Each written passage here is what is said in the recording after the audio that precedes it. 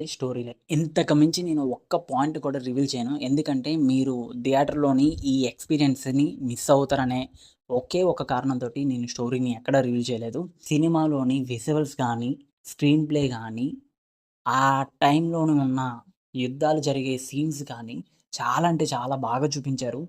అసలు ఈ cinema India థియేటర్స్‌లోని మనం చూడలేమేమో అని అనిపిచ్చింది. ఎందుకిలా చూడలేమో అని అనిపిచ్చింది అంటే, ఈ సినిమాకు ఒక ప్రత్యేకత ఉన్నది. ఏంటంటే, ఈ సినిమా మొత్తం కూడా ఐమాక్స్ కెమెరాలతోటి తీశారు. దానివల్ల సినిమా క్వాలిటీ అనేది ఇంకా పెరుగుతుంది.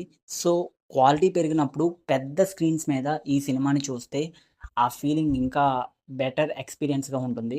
సో, మనం సినిమాని ఎంజాయ్ చేయాలంటే పెద్ద పెద్ద స్క్రీన్స్ అనేవుండాలి. ఇండియాలోని అంత పెద్ద పెద్ద స్క్రీన్స్ ఉన్న థియేటర్స్ లేవు కాబట్టి, ప్రస్తుతం మన దగ్గరున్న ఐనాక్స్ థియేటర్స్‌లోని చాలామంది చూడడానికి ఇష్టపడతారు. ఎందుకంటే, కొంచెం గుడ్ ఎక్స్‌పీరియన్స్ అనేది ఈ థియేటర్స్‌లోని ఎక్కువగా వస్తుంది కాబట్టి. సో, 'ది ఒడిస్సీ' అనే సినిమా కూడా ఐనాక్స్‌లోని చూసిన తర్వాత ఆ ఫీల్ ఎలా ఉంటుందంటే, ఆ టైంలోనున్న క్లైమాక్స్ కానీ, ఆ టైంలోనున్న